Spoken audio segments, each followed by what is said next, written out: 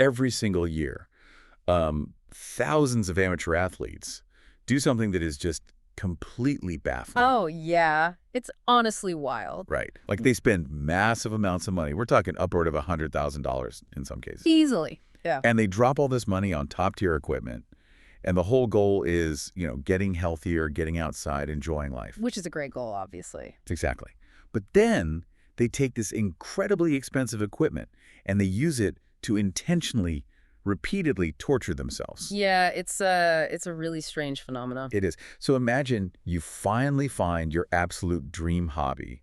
Yeah. You are fully committed, right? You've researched the gear. You've watched all the YouTube videos. Read the forums, yeah. All of it.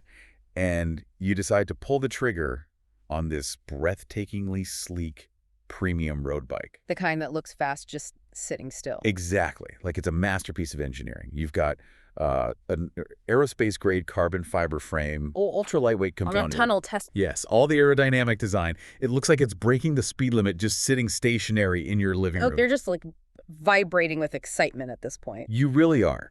So you gear up, you take it out for its maiden voyage. Yeah. And it just hurts. Just immediate discomfort? Not just discomfort, like literal agonizing physical pain. Yeah, and that is a brutal collision of expectations and reality right there. It really is. Because we have this this deeply ingrained consumer bias. We assume that a premium price tag automatically guarantees premium comfort. Oh, 100%. Like, you wouldn't buy a luxury sports car and expect the driver's seat to feel like a wooden park bench. Right, exactly.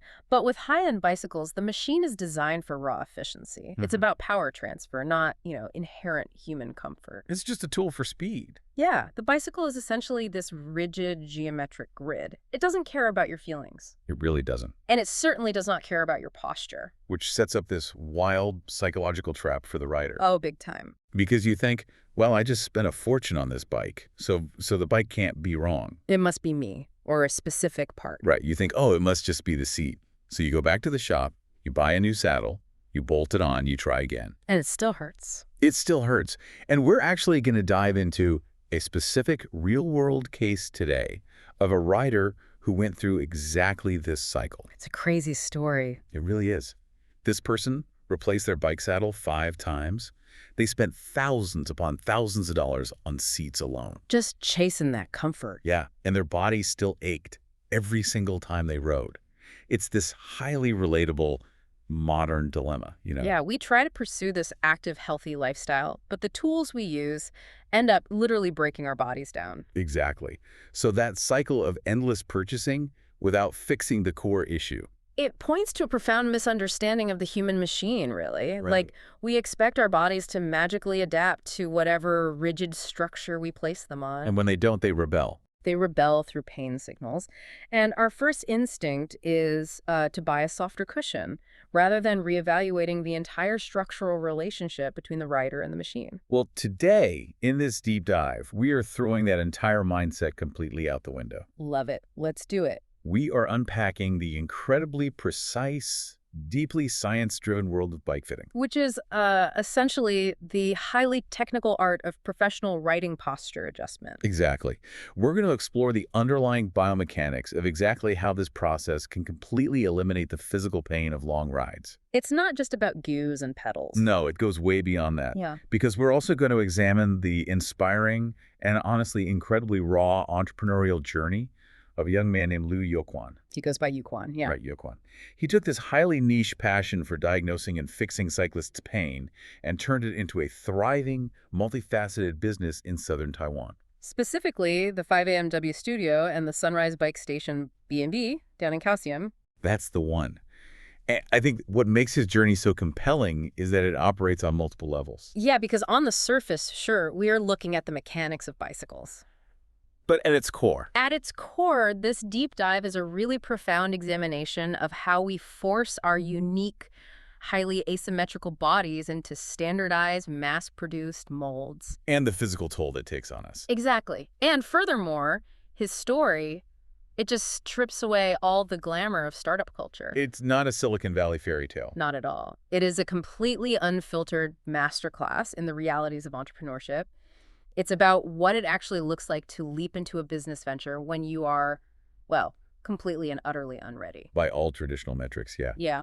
Well, I want to start right in the deep end here, looking at the hidden agony of the long-distance I'll rider. tune into it. Because if you've ever been around cycling culture or, honestly, sports culture in general, there's this massive, pervasive myth that you just have to suffer. Oh, the no pain, no gain mentality? Exactly. Shut up, legs. It's treated as this badge of honor to endure agony on the bike. Which is a biologically dangerous oversimplification, frankly. How so? Well, we need to clearly separate the types of discomfort. Okay. There is the metabolic burn of muscle exertion, right? Yeah. Lactic acid buildup, cardiovascular fatigue. Right, the stuff you feel after a hard sprint. Exactly. That is a natural byproduct of your bodybuilding capacity and strength. That is, air quotes, good pain. But then there's the other kind. Right. Structural, mechanical pain, joint pain, nerve compression, severe localized friction. Like actual damage. Exactly. Those are not signs of weakness leaving the body. Those are your central nervous system's alarm bells screaming that you are actively damaging your connective tissues. You are not supposed to suffer joint trauma just to propel a bicycle forward. No, absolutely not. If you are experiencing that kind of pain, the geometry of the machine is wrong. Period. Period. Let's get very specific about the kind of suffering Yu-Chuan was seeing in his early days in the industry. Yeah, because we aren't talking about riders just being a little out of breath. No, we are talking about severe, debilitating pain in the buttocks. Which is very common. And intense, radiating lower back soreness. The kind that makes it hard to even stand up straight after a ride. Oh, yeah. Shoulders that feel so tight and burning they seem locked in a vice. And there's one specific ailment mentioned in the sources that sounds particularly agonizing. The hand pain. Yes. Intense, sharp pain in the webbing of the hands, right between the thumb and the index finger. Which, if you look at that list of symptoms from a biomechanical perspective, you are looking at a system in complete catastrophic failure. Wait, really? A system failure? Oh, yeah. The weight distribution is entirely skewed. Okay, let's unpack this. Think about how a bicycle is designed to interface with the human body. Right. It relies on 3 primary contact points. The pedals, the saddle, and the handlebars. Exactly. In an optimal setup, your skeletal structure and your core muscles support your weight. Which allows your legs to just focus on generating power smoothly. Right.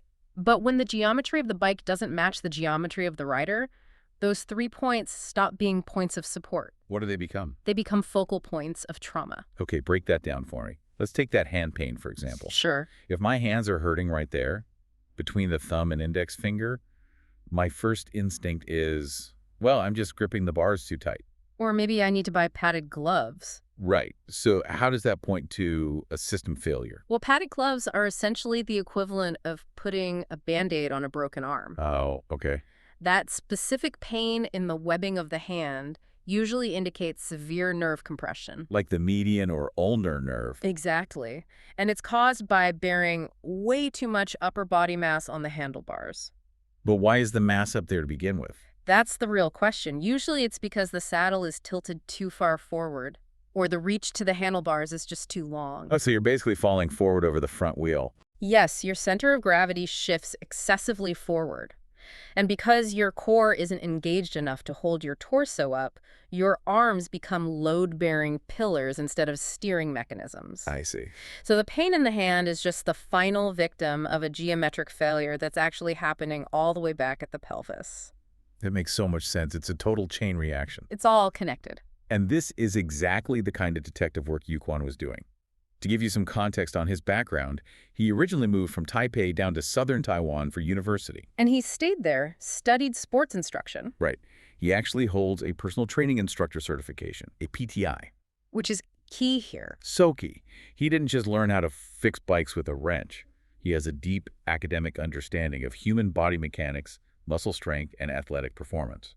So when he entered the bicycle industry, initially just selling road bikes, he was bombarded by these customers coming back into the shop. Broken, hurting, and just incredibly frustrated. Because he found himself occupying this very rare intersection, he was sitting right on the border between retail commerce and sports science. Yeah, because most bicycle retailers are heavily focused on the hardware, right? Oh, absolutely. They want to talk about gear ratios, the tensile strength of the carbon frame, the aerodynamics of the wheels. But Yu-Chuan, coming from that personal training background, was looking entirely at the software. The human body trying to operate that hardware. Exactly. He recognized very early on that selling someone a top-tier, highly aggressive racing bike without fundamentally addressing their individual biomechanics. Just practically guaranteeing them an injury. Which brings us back to that guy I mentioned at the very beginning of the deep dive, the saddle guy. Oh man, this story. It's nuts. So this was a specific customer Yu-Chuan dealt with about a decade ago. This guy drops around $100,000 on a premium road bike. A massive investment. Massive. And almost immediately, the severe pain starts. So he tries to buy his way out of the problem. Because that's what we're conditioned to do. Right? He buys a new saddle. Then another. And another. He literally cycles through 5 different saddles. And these weren't cheap entry-level replacements either, were they? No. These saddles were costing about $7,000 to $8,000 each. Wow. Yeah. He spent over $35,000 just swapping out seats, desperately searching for comfort. And he still couldn't ride without aching. It's just wild. It is the ultimate illustration of diagnosing the symptom while completely ignoring the disease. Right, because the customer assumed the point of contact, the saddle, was the root cause. But to understand why this actually happens, we have to pull back and look at the macro environment. We have to look at modern lifestyles. Like how we sit all day. Exactly. If you are listening to this right now, just pay attention to your posture. Are you slumped over a steering wheel? Are you hunched forward over a laptop? Yeah. We live incredibly sedentary lives. It's so true. We're essentially folding ourselves into right angles for 8 to 10 hours a day, just staring at screens. And the physiological consequences of that are profound. What happens to the muscles? Well, when you sit in a chair all day, your hip flexors the muscles at the front of your hips. They shorten and become chronically tight. Okay, that makes sense. Simultaneously, your gluteal muscles at the back weaken from constant disuse. So the front gets tight, the back gets weak. Yes. And your shoulders round forward to reach a keyboard, which tightens your chest muscles and overstretches the muscles in your upper back. We are basically turning ourselves into tightened, rigid C shapes. That's a perfect way to visualize it. And furthermore, we develop massive physical asymmetries. What do you mean by asymmetries? Well, you have a dominant hand, right? You might naturally cross your right leg over your left when you sit. Oh, I definitely do that. Constantly. Right. Or you might carry a heavy bag exclusively on your left shoulder. So over time, that causes an imbalance. Over years and decades, the left and right sides of your body develop entirely different muscle strengths, different ligament elasticities, and different ranges of motion. So we aren't symmetrical at all.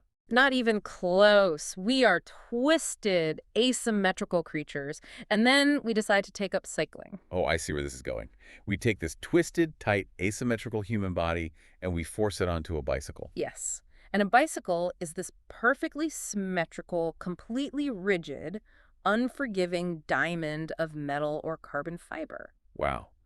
The bicycle is an absolute, it does not compromise. It has zero give, especially high-end carbon fiber frames, which are engineered specifically to eliminate flex. So when you place this asymmetrical body onto a symmetrical machine, And ask that body to perform a highly repetitive, high-resistance motion. it's like pedaling 90 revolutions a minute for 3 hours straight. Exactly. The body has no choice but to compensate. Give me an example of what that compensation looks like in real time on the bike. Sure. Let's say your right hip flexor is significantly tighter than your left, just because of how you sit at your desk. Okay. When you pedal, your right leg can't extend quite as smoothly at the bottom of the stroke. So it's a little restricted. Right. So to make up for that, your pelvis will naturally tilt or drop slightly to the right with every single revolution, just to help the foot reach the pedal. And that throws everything else off. Completely. That means your spine has to curve slightly to keep your head straight, which puts unequal pressure on your lower back discs. Oh, man. Meanwhile, your left leg is now pushing harder to make up for the right leg's inefficiency. So it's a disaster. And that constant microscopic rocking of the pelvis under load, that causes immense friction on the saddle. That is why the customer was experiencing unbearable saddle pain. Exactly. It wasn't the seat's fault. His asymmetrical body was grinding against it because his leg mechanics were fundamentally unbalanced. That is mind-blowing. It's like the bike is demanding that you be perfectly symmetrical, and when you inevitably aren't, it just punishes your joints for it. That's exactly what's happened. Yeah. I was thinking about how to visualize this, and, you think about buying clothes. Buying a bike off the rack is exactly like walking into a department store and buying a highly structured, expensive suit without ever knowing your measurements. That is a phenomenal way to frame it. Right, because what Yu-Chuan does with bike fitting is essentially the work of a master tailor. Absolutely. You wouldn't just walk into a clothing factory, grab a random suit off the assembly line, throw it on, and then complain that the sleeves cover your hands and the shoulders are suffocating you. Of course not. A real tailor measures your shoulder width, your chest circumference, your waist, your exact torso length, and even the slope of your neck, long before a single piece of fabric is cut. And building on that tailor analogy, the stakes in cycling are so much higher than just looking sloppy at a wedding. Oh, for sure. This is especially true when we look at modern endurance trends. In Taiwan, for instance, there is a massive culture around extreme endurance rides. Yeah, the sources mentioned a few of these.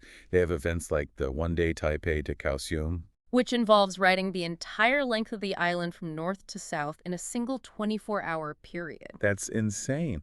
And then there's the incredibly punishing one-day Twin Towers ride. Yeah, just hearing the phrase one-day Twin Towers makes my hamstrings want to cramp up. It sounds like an exhausting endeavor even if everything goes flawlessly. It is a monumental physical challenge that tests the absolute limits of human endurance.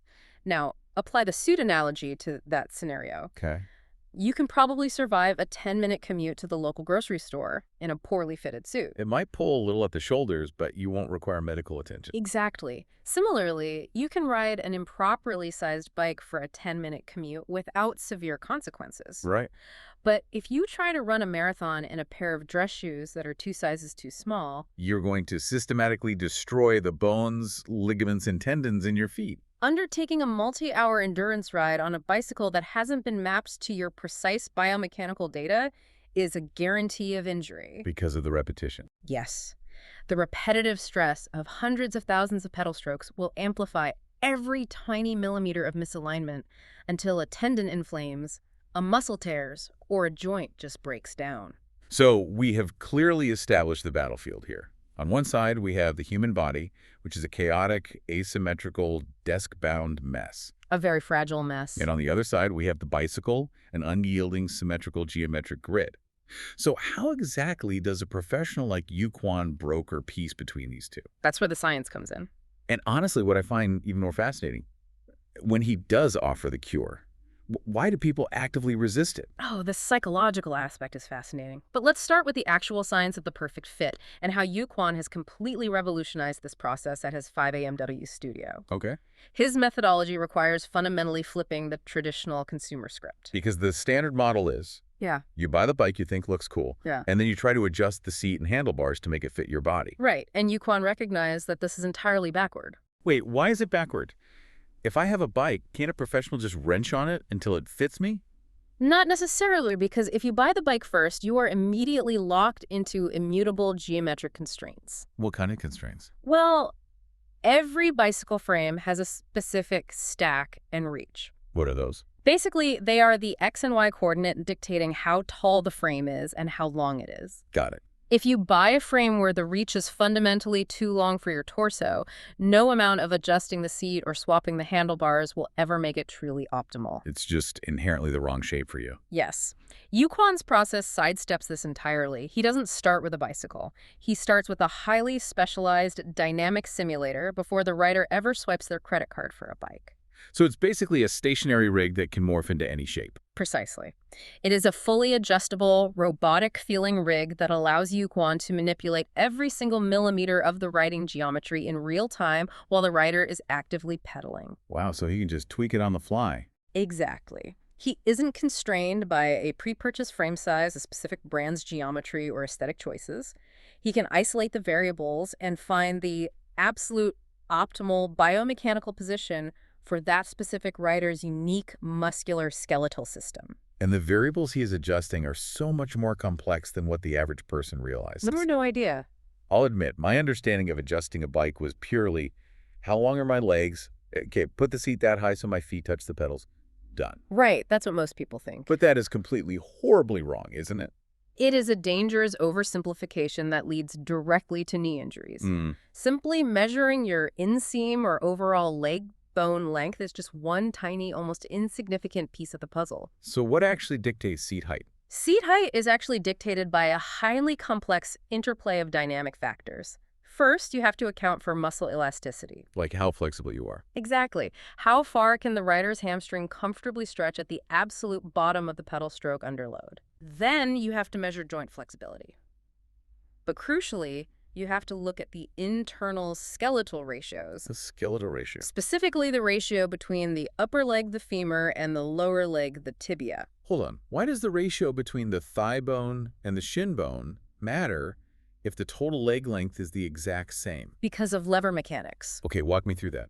Imagine two riders who are exactly the same height with the exact same overall leg length. Rider A and Rider B. Right. But rider A has long femurs and short tibias, while rider B has short femurs and long tibias. So their knees are essentially at different heights. Exactly. When rider A pushes the pedal forward, their longer femur extends their knee much further forward over the pedal spindle. Oh, I see. If they use a standard seat position, they will put massive shearing force on their patella, their kneecap. Ouch. Rider A needs the saddle pushed significantly further back to align their knee properly over the pedal. And Rider B. Rider B needs it further forward. If they swap bikes, they will both destroy their knees, even though they have the exact same total leg length. That is mind-blowing. The geometry inside the leg dictates the geometry of the bike. Precisely. And I imagine it's the exact same level of complexity for the upper body. Absolutely. Your hand reach isn't just determined by the length of your arms. It dictates the exact length and angle of the stem. The stem is the metal component that connects the handlebars to the steering tube, right? Yes. But the correct stem length isn't just about arm length. It depends heavily on the flexibility of your lower back and hamstrings. Because that affects how far you can lean forward. Exactly. It depends on how far forward your pelvis can comfortably tilt without straining your lumbar spine. So if you have a stiff lower back, You need a shorter stem to bring the bars to you. If you force a stiff rider to reach too far, their spine goes into flexion, their breathing is constricted, and their lower back will scream in agony after 20 miles. everything is connected. Every single adjustment cascades. If you move the seat up, you change the reach to the bars. If you change the reach, you change the pelvic tilt. Which perfectly explains why buying the bike first is what Yu-Chuan calls the post-purchase trap. It's a trap so many fall into. Let's say I walk into a beautiful high-end bike shop. I see a bike with a gorgeous matte paint job. It's the exact brand that just won the Tour de France. And you just have to have it. My heart rate goes up, I fall in love with it, I buy it. Then I ride it for a week, my knees are on fire, my hands are numb, and I drag it into Yu-Chuan's studio asking for a miracle. And at that point, his hands are largely tied. Right, because I've brought him a fixed object. Exactly. If you bring him an already purchased bike, he can realistically only get you to about 80% of your optimal comfort. It's frustrating. He can swap out the stem for a slightly shorter one. He can slide the saddle forward or backward on its rails. He might even change the crank arm length. But he is fundamentally limited by the carbon fiber geometry of the frame you bought. Going back to our tailor analogy, It is exactly like buying a size small shirt off the rack when your shoulder measurements clearly dictate you need an extra large. you just can't make it work. The tailor can let out the seams a tiny fraction of an inch. They can maybe move the buttons, but there fundamentally isn't enough fabric to cover your body. You are always going to feel restricted. And eventually, that shirt is going to tear. But if you do it Yu-Chuan's way, if you get on his dynamic simulator first, before you buy anything, you walk away with your two magic numbers, your exact X and Y coordinates. And with those numbers, he can query a massive database of every major bike brand and frame size in the world. And tell you, objectively, only these three specific models from these two brands will actually accommodate your body. It is entirely data-driven, But here is where the narrative takes a fascinating turn. the human element. Yes. Even with all this incredibly precise, laser-focused scientific data, the human element still introduces massive friction. Because Yu-Chuan's core philosophy at 5AMW Studio isn't just blind worship of an algorithm. It's not. No, the core tenet is that the objective data must constantly be reconciled with the subjective physical sensation of the rider. So it is a deeply iterative conversational process. Exactly. They don't just laser measure you, plug your numbers into a spreadsheet, and say, the computer has calculated the optimum position. If your back hurts, your back is wrong. Right, because humans aren't robots. Exactly. If the mathematical framework dictates a specific saddle setback, but the rider's body feels strained, unnatural, or weak in that position, Yu-Chuan doesn't force the fit. What does he do? They hunt for the discrepancy. They have to ask, Why is the data conflicting with the physical feedback? Like, is there an underlying issue? Yes. Yeah. Is there a hidden mobility issue in the ankle?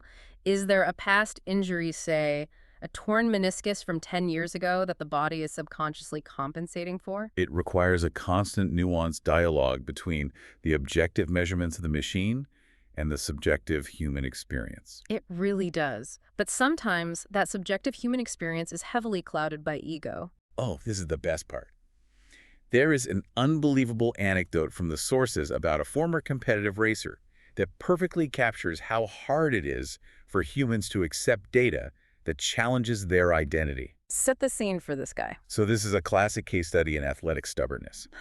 A former competitive racer comes into the studio. A guy who really knows his stuff. Exactly. This is a guy with years of experience, highly ingrained muscle memory, and very strong, rigid opinions about how a racing bicycle should look and feel. Because in racing culture, there is a very specific aesthetic, right? Very specific. You want to look aggressive, slam down low, aerodynamic. Right. The aesthetic of speed often trumps the mechanics of power. So Yu-Chuan puts this racer on the simulator. He completely wipes the slate clean, ignoring how the racer's current bike is set up. A fresh start. Relying purely on the racer's current flexibility, skeletal ratios, and power output metrics, Yu-Chuan dials in a totally new setup. And what did the data say? Specifically, the data dictates that this rider needs a much longer stem for an integrated handlebar, which stretches his reach significantly further out than he's used to. And what happens when he actually pedals the simulator in this new position?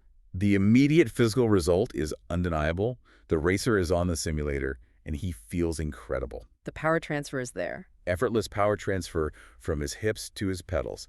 The tension in his upper shoulders vanishes. His body is telling him, loudly and clearly through lack of pain and increased wattage, this is the optimal biomechanical position. But then, the session ends. The session ends. Yu-Chuan prints out the data report. He shows the racer the hard numbers, specifically showing him the exact millimeter length that the new stem needs to be to achieve that feeling on the road. And the racer's ego just completely short circuits. Completely. He looks at the numbers on the paper and essentially says, no, absolutely not. I have never used a stem that long in my life. Real professional racers don't use a stem that long. Exactly. This math cannot be right. It is a textbook manifestation of cognitive dissonance. It really is. His immediate physical reality, the undeniable comfort and power he just felt, was clashing violently with his deeply internalized identity. Because he had spent years, perhaps decades, riding a certain way. Right. He adopted a specific posture because it looked professional or because it was what a coach taught him 15 years ago when his body was different. And accepting Yu-Chuan's data meant accepting a devastating truth. That he had been riding suboptimally, fighting his own body for his entire athletic career. I am fascinated by the lengths to which we will go to protect that internal identity. What did he do next? Listen to this. He goes home, and instead of just buying the longer stem, he texts Yu-Chuan for 4 straight hours that night. Oh my God. Just a relentless, manic barrage of text messages, questioning the data, arguing the physics, refusing to accept the numbers. And Yu-Chuan is just trying to explain the biomechanics, I assume. Being a total professional, yes. Yeah. But the racer refuses to even answer the phone to have a real verbal conversation. It's a classic defense mechanism. It's much easier to argue technicalities via text message than to verbally confront the expert who just proved that your entire cycling posture was a lie. Finally, Yu-Chuan tries to cut through the noise. He says, look, stop texting. Come back into the studio tomorrow. I left the simulator locked in exactly the position you had it today. Come look at the physical measurements with your own eyes. Get back on it and feel it again. And what does the racer do? He ghosts him. He ghosts him. He just doesn't show up. Yeah. He would literally rather walk away from effortless, pain-free riding than let go of his preconceived notions of how his bike should look in a photograph. Which raises a profoundly important question for all of us, not just cyclists. What's that? Why do we so often trust our preconceived notions of who we are or how we should look over the actual undeniable relief our bodies or minds are experiencing? It's so true. We frequently choose familiar suffering over unfamiliar comfort, simply because the suffering aligns with our ego's narrative. The racer chose the pain because the pain was familiar, and the correct posture threatened his identity as a seasoned expert. He chose the pain. Yeah. It is tragic, but also incredibly human. Very human. Now, interactions like that would burn out a lot of people, but Yu-Chuan didn't let it deter him. He kept building his business. He persevered. And what's amazing is that he didn't just build a highly technical, inward-looking bike-fitting studio. He ended up building a community that interacts with the physical landscape of Taiwan in a way that completely redefines how we think about environmentalism and community engagement. This is a remarkable, almost unexpected pivot in his entrepreneurial story. It really is. We are moving from the micro level of individual biomechanics and joint angles to the macro level of community building and ecological economics. Exactly. I want to introduce another key figure here. His friend Zongyi. Okay, Zongyi. Zongyi used to work at Giant Bicycles, which is a massive globally recognized name in the cycling industry.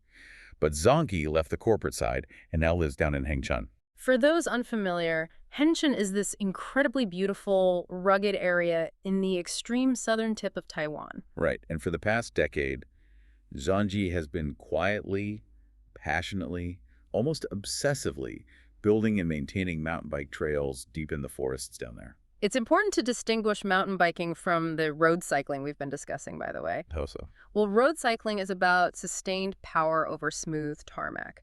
Mountain biking is entirely immersive and highly reactive. You're dodging trees and rocks. Right. You are navigating roots, drops, mud. You are deeply, tactily embedded in the natural environment. And Zongyi and Yu-Chuan, looking at these pristine trails, saw a unique opportunity. What did they see? They saw a way to bridge the gap between intense physical recreation and active environmental consciousness. Ah, I love this part. They developed an initiative they called Sports Love Earth, and out of that grew this truly magical event known as the Dinner Project. The Dinner Project? Paint a picture of what this actually looks like. Oh, it's incredible. They organized a group of over 40 cyclists.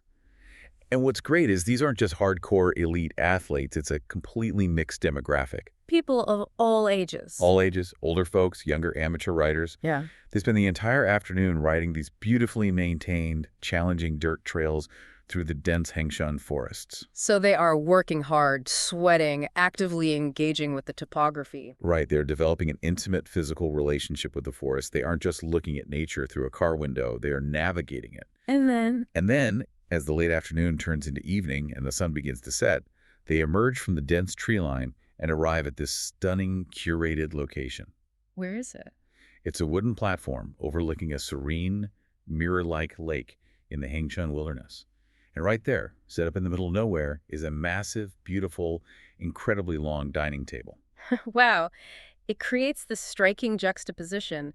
It is an oasis of refined civilization dropped squarely into the wild. They sit down just as the golden hour light hits the water, and they are served an incredible multi-course meal. But it's not catered by a massive corporation, right? No, the food is prepared by a local restaurant, using ingredients sourced entirely from local farmers right there in the Hengchun area. The sensory experience of that moment must be completely overwhelming. I can't even imagine. You have the rush of endorphins and dopamine from the intense physical exertion of the ride. You have the visual majesty of the landscape at sunset. The taste of the fresh food. Yes, the immediate gratification of tasting local, expertly prepared food. And you have the deep camaraderie of sharing this with 40 other people who just went through the same physical challenge. It was so spectacular, so perfectly executed, that it actually started attracting major international attention. European cycling media outlets started covering it. Even top-tier European mountain biking coaches flew out to attend this event. And these are people who ride in the Alps and the Pyrenees. Exactly. But they were completely blown away. They pointed out something incredibly unique about Taiwan's geography. The ocean views, right. Yes, in Europe, if you are riding dense, challenging mountain terrain, you are usually landlocked. But in Hengchun, you are navigating deep forest trails, and when you break through the trees, you have sweeping, panoramic views of the ocean. It's a geographical combination that is practically impossible to find in Central Europe. They managed to package the unique, raw, topographical beauty of Taiwan into an unforgettable, world-class luxury experience. But what is truly impactful about the Dinner Project isn't just the aesthetics or the good food. No, it's the economic engine driving it. Right, because if it stopped there, it would just be a fancy, exclusive dinner party for cyclists to pat themselves on the back. Exactly. And that is where the Sports Love Earth concept transitions from a nice slogan into tangible socioeconomic action. They set up a fund, didn't they? Yes, a significant portion of the proceeds from these magical dinners went into what they established as the local feedback fund. So they didn't just pocket the profits to buy themselves nicer bikes. Not at all. Yu-Chuan, Zanji, and a few close friends physically rode their mountain bikes from Hengchun to a neighboring, much more remote and less affluent area called Manzhou. And they used that fund to deliver essential supplies, resources, and funding directly to an after-school care facility specifically dedicated to indigenous children. So they're taking the joy generated by interacting with the land, the revenue generated by tourists visiting the land, and immediately directly reinvesting it into the most vulnerable people actually living on that land. Precisely. It is a brilliant, closed-loop system of community support. It really is. They are utilizing the environment for high-value recreation, they are supporting the local agricultural economy through the dinner menu, and they are funding local indigenous education with the proceeds. I am obsessed with this because it completely flips traditional environmentalism on its head. How so? Well, think about how we usually try to teach kids to love the earth. It almost always involves suffering and guilt. It's a Saturday morning, you drag your kids out of bed, drive them to a sweltering hot beach, hand them a pair of metal tongs in a plastic trash bag, and tell them to pick up dirty styrofoam for 3 hours to atone for humanity's sins. It frames environmentalism as a chore. It becomes a punishment, a penance we must pay for the crime of existing in the modern world. Exactly. And what is the psychological result? The kids end up hating the phrase, love the earth. They associate environmentalism with sweat, sunburns, boredom, and picking up other people's dirty wrappers. But Yu-Chuan and Zangi's method is the exact opposite. It's not about obligation or guilt. It's about seduction. Seduction is the perfect word for it. They're seducing people into environmental stewardship. Right. If you want someone to actively protect a forest, don't just put them in a classroom and lecture them about carbon sinks and deforestation rates. No, take them on a thrilling, adrenaline-pumping ride through that forest. Show them a breathtaking sunset over a pristine lake. Feed them incredible, flavorful food grown in that very soil. Make them fall deeply, hopelessly, fiercely in love with the place. Because once you genuinely love something, protecting it isn't a chore anymore. You don't protect your family out of obligation, you protect them because you love them. Exactly. It becomes a natural instinct to preserve the source of your joy. And building on that concept of seduction, this kind of joy-based, experience-driven environmentalism is actually a highly potent economic tool for solving severe socioeconomic crises. Like what? Specifically, the crisis of rural depopulation. This is a massive issue in Taiwan, where they refer to it as the threat of village extinction. Wow. Village extinction. Yeah. That is a terrifying apocalyptic phrase. It is a stark, creeping reality for many rural areas globally. And the mechanics of it are brutal. How does it happen? Young people leave the rural villages for the major cities to find higher-paying work. The aging population left behind slowly passes away. The economic lifeblood drains out of the community. And then the infrastructure collapses. Right. When the population drops below a certain critical threshold, the local government can no longer justify keeping the local school open. And once the school closes, that's the death knell. Absolutely. Once the school closes, no young family will ever move to that village. The local businesses lose their customer base and shut down. The transportation links are reduced or severed. The village essentially dies. And when a village dies, centuries of cultural memory, indigenous history, and localized knowledge of the land simply vanish. It's a vicious, accelerating cycle. But Yu-Chuan's approach actually disrupts the mechanics of that cycle. Exactly. By creating a highly compelling, beautiful, world-class experience like the Dinner Project, you draw affluent, active people back to the land. And they bring money with them. They return, and crucially, they spend money. They buy the local food, they hire local trail guides, they stay in local accommodations. This injects much-needed capital directly into the rural microeconomy. And if the economy stabilizes and shows growth potential, young people might actually find it viable to stay or even return from the cities. And if families remain, the schools stay open. The cultural memory survives. True conservation, whether it's the conservation of a forest ecosystem or a human village, starts with affection and economic viability. You have to give people a reason to care and a way to survive before you ask them to sacrifice. Absolutely. Seduction over obligation and economics over guilt. It is a brilliant model. So listening to all this, we've heard about the high-tech, laser-precise science of the fitting studio. We've heard about these romantic, world-class sunset dinners saving rural villages. It sounds idyllic. It sounds like Yu-Chuan is a genius who just glided effortlessly into this perfect, successful, enlightened life. But that's never the whole story. Never.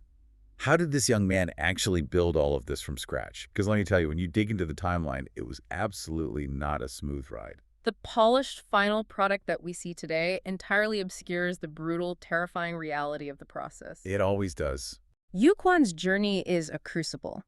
It is a profound study in surviving systemic macroeconomic shocks and bearing the immense psychological weight of entrepreneurship. Let's trace the timeline of his business because the sequence of events is intense. Walk us through it. So Yu-Chuan was originally working a stable, full-time job in the cycling industry. He had a steady paycheck, benefits, security. A comfortable setup. Very comfortable. But he saw this glaring gap in the market, this desperate need for proper scientific bike fitting to stop people from hurting themselves. And he decided to take the lead. He quit his secure job. He quits. Yeah. His wife manages to secure this amazing atmospheric old space Yeah. in a revitalized military dependence village in Kaohsiung. Nice. He pours his energy, his time, and his life savings into completely renovating this old house to launch his dream 5AMW studio. He is exhausted, but he is doing it. He is a business owner. He had executed the classic textbook entrepreneurial pivot. He identified a clear problem in the market, he developed a highly specialized solution, he acquired the physical real estate, and he launched. By all conventional metrics, he was primed for immediate success. And then, Exactly 1 year after setting up the studio, just as he is starting to build momentum, the universe drops a nuclear bomb on the global economy. the COVID-19 pandemic hits. The pandemic hits. A true black swan event. And for Yu-Chuan, it was the absolute worst-case scenario. Why specifically for him? Think about it. He had just launched a nascent, highly specialized, in-person, service-based business that fundamentally required close physical contact with clients in an enclosed space. Oh man, you can't do a bike fitting over Zoom. No, you cannot. It was a complete disaster. He is very candid about this period in the sources. His savings simply vanished. Because people were terrified. Exactly. They weren't leaving their houses, let alone coming into a studio to do a sweaty 2-hour physical assessment. For his entire first year of the pandemic, he literally went hungry. The money was just gone. This is the visceral reality of small business ownership that rarely makes it into the glossy, inspirational social media posts of startup founders. It's not all matcha lattes and brainstorming sessions. It is the sheer, paralyzing terror of watching your bank account drain to zero day by day while fixed, unavoidable costs like rent, utilities, and loan repayments keep coming due regardless of a global pandemic. He had to pivot instantly just to survive.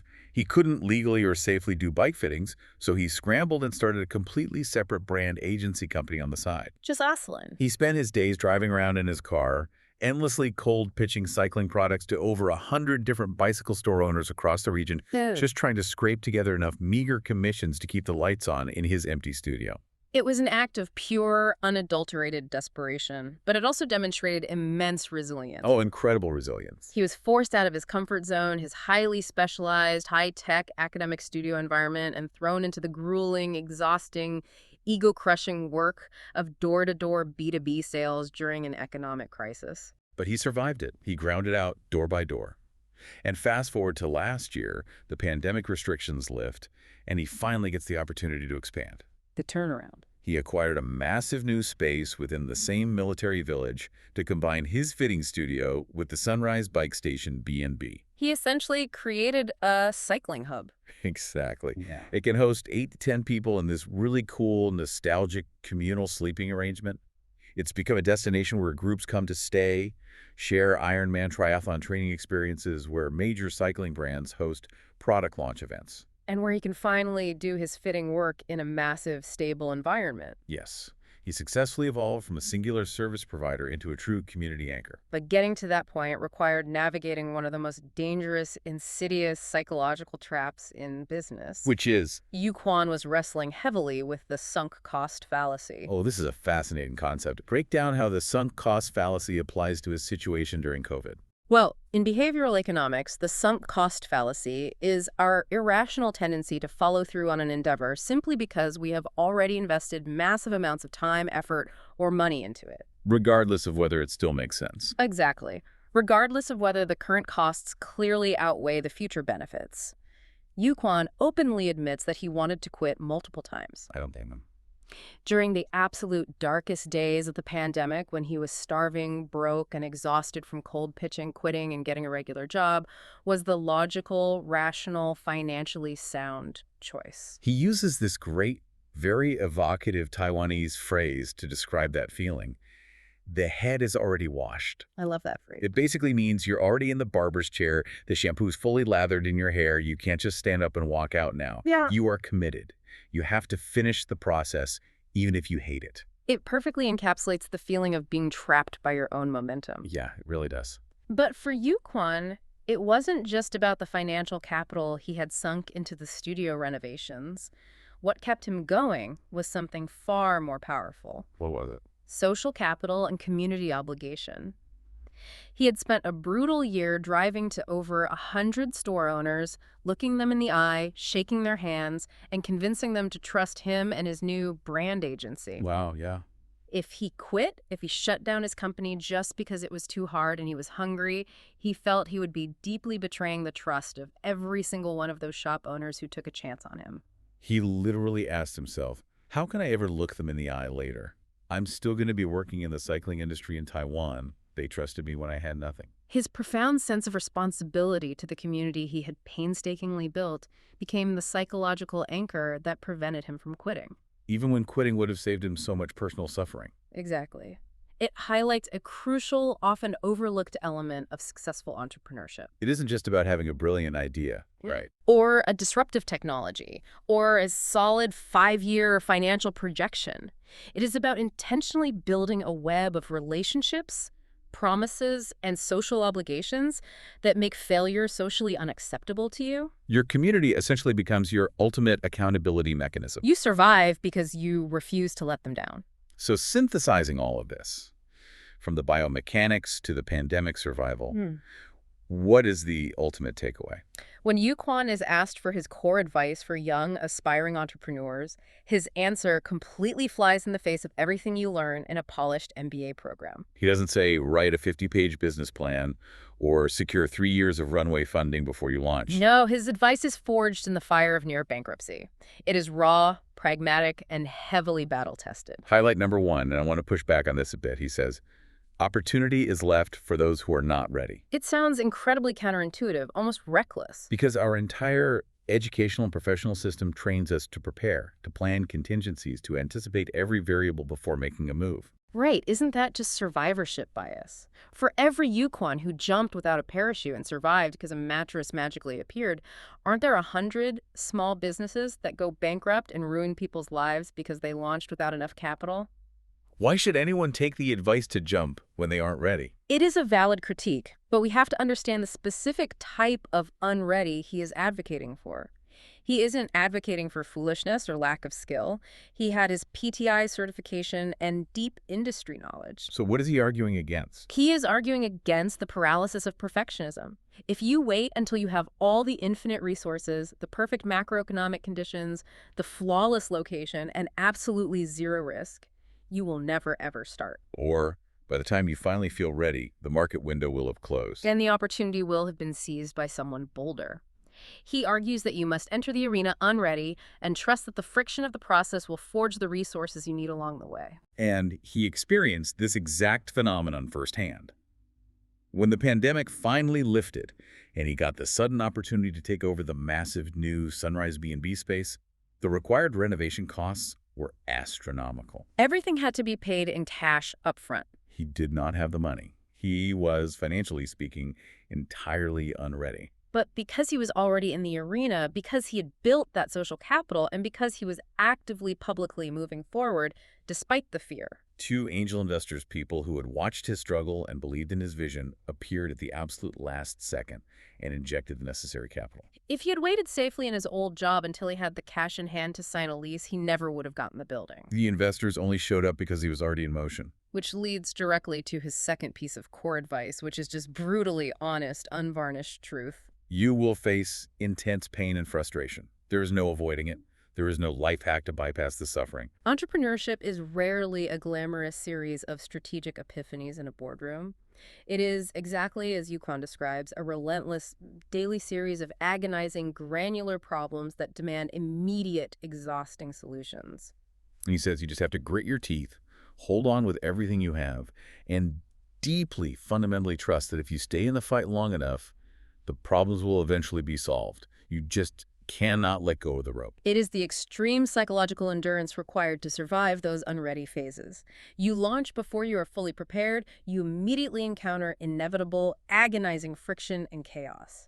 And your primary job as a founder is simply to endure that friction without breaking until the system finally smooths out. What an incredible, sweeping journey. We started today looking at the microscopic exact science of curing the physical pain of cyclists, adjusting mere millimeters of a bike stem. We're observing the lever mechanics of a femur so a rider can stop torturing themselves and experience effortless joy.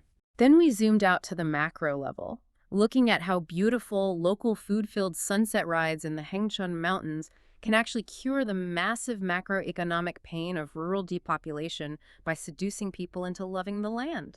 And finally, we dove deep into the immense financial and emotional crucible of starting a business from scratch, entirely unready, and simply refusing to quit because your community won't let you. It is a truly remarkable synthesis of human biomechanics, ecological economics, and pure psychological resilience. But as we wrap up this deep dive, I want to leave you with a final thought to mull over, returning to the metaphor we began with. We spent a lot of time today dissecting the physical danger of forcing your unique asymmetrical body into a standard S-size bicycle frame just because it looks good in a magazine or because it's what the professionals use. But I encourage you to look beyond the bicycle. Think about your own life right now. In what specific area, perhaps your chosen career path, your romantic relationships, your daily routine, or your geographic location, are you currently enduring a constant low-level pain because you are desperately trying to fit into a mold that wasn't custom-tailored for you? We all have our own internal version of that stubborn racer, staring at the text messages, willfully ignoring the hard data of our own unhappiness, simply to protect our ego and our established identity. Maybe it is finally time to get off the bike, take a brutally honest look at the objective data of your own life, and finally, adjust your posture. Oof, that is heavy, but it is so necessary. It really makes you rethink what baseline level of suffering you are willing to tolerate simply because it's familiar. Because just like that broken knuckle at the doctor's office we talked about earlier, we always want a clean, simple diagnosis for why we are hurting. We want to buy a new saddle and fix it. Whether it's a $100,000 bicycle or a career path you locked yourself into a decade ago, sometimes the machine itself isn't breaking. It just fundamentally isn't built for you. Thank you so much for joining us on this deep dive into Yu-Chuan's world. Stay curious. Take a hard look at your own posture. Don't be afraid to leap before you're fully prepared, and we'll catch you on the next one.